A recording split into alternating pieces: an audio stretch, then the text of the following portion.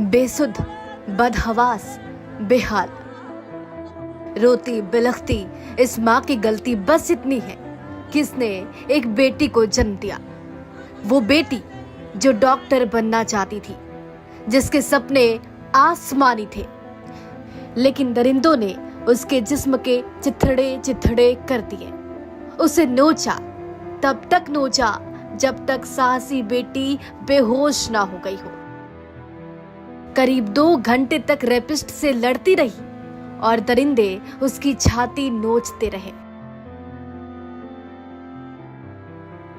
ये भीड़ उस बिटिया के साथ हुई दरिंदगी की इंसाफ मांग रही है। पटना के चित्रगुप्त नगर थाने की शंभू गर्ल्स हॉस्टल में शकूराबाद की मेधावी छात्रा की मौत को पहले पटना पुलिस ने दवा का ओवरडोज बताया, जबकि घरवाले इसे गैंगरेप के बाद मर्डर बता रहे थे। लेकिन पोस्टमार्टम की रिपोर्ट ने पुलिस के उन तमाम दावों पर सवाल खड़े कर दिए। जिस घटना को शुरुआत में पटना पुलिस के वरिष्ठ अधिकारी बीमारी और नींद की गोलियों की लत से जोड़कर सामान्य मौत बताने की कोशिश कर रहे थे, वो घटना कुछ और है।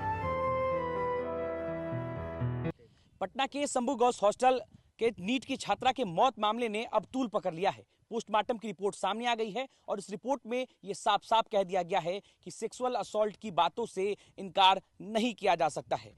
पोस्टमार्टम रिपोर्ट में ठीक वही लिखा गया है जो आरोप मृतका के परिजन लगा रहे थे। अब इस पूरे मामले पर मृतका के परिजनों का क्या कहना है, ये जानने के लिए हम पहुंचे हैं जहानाबाद।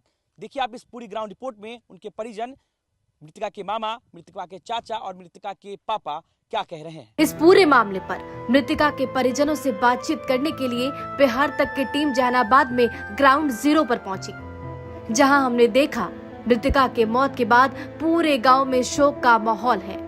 पूरा गांव गम के आंसू रो रहा है। मृतका के पिता ने बताया कि मेरी बेटी इन तमाम लोगों की मिली भगत का शिकार बन गई, जिसमें अस्पताल, पुलिस प्रशासन और हॉस्टल संचालक मिले हुए हैं। लेकिन ये लड़ाई सिर्फ मेरी बेटी की नहीं, मेरी बेटी तो अब चली गई, लेकिन मैं उन हर बेटियों के लिए लड़ाई लड़ूंगा जो आने वाले समय में इन लोगों का शिकार ना बने। उन्होंने कहा, हमें धमकाया जा रहा है, हमें प्रलोभन दिया जा रहा है, लेकिन हम डरने और पीछे हटने वाले नहीं हैं। हम हाई कोर्ट में रीट याचिका दायर करने वाले हैं। हम न्याय के रूप में अपराधी को फांसी की सजा चाहते हैं। हमारे साथ मृतका के पिता हैं। जिस तरीके से घटना हुई, क्या बीत रहा है पूरे परिवार पर? तो इतना बीत रहा है कि कहना, शब्दों में कहना बहुत मुश्किल है। इतनी दुख है, इतनी पीड़ा है, इतनी क्या कर सकते हैं।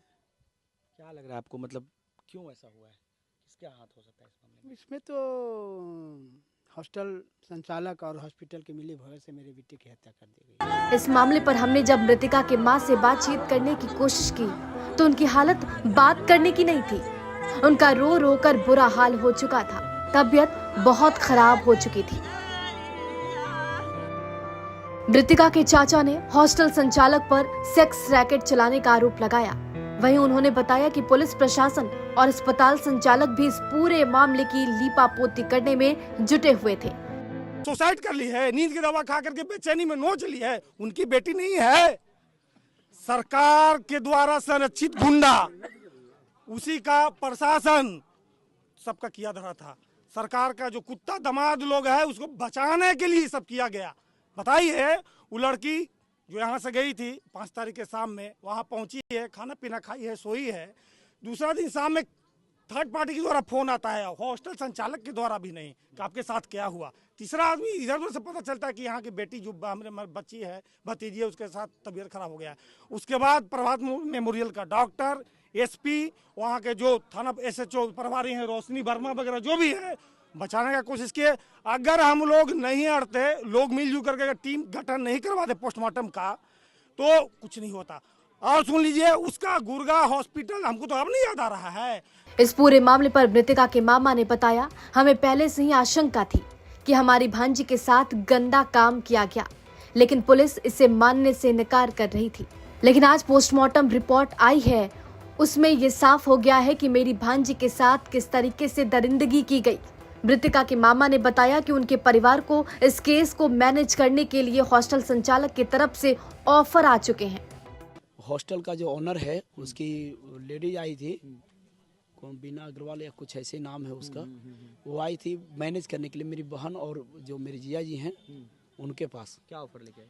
ऑफर लेके आई थी कि वो आप जितना पैसा आपको लेना है ले लीजिए, इस केस को वापस रिटर्न ले लीजिए। जितना पैसा लेना है। हाँ ले लीजिए, हमारे पास पैसे की कमी नहीं है। अब बताइए, जो लड़की डॉक्टर की तैयारी कर रही हो, जिस माँ का ख्वाब डॉक्टर बनाने का लड़की का हो, पैसे पर मानेगी?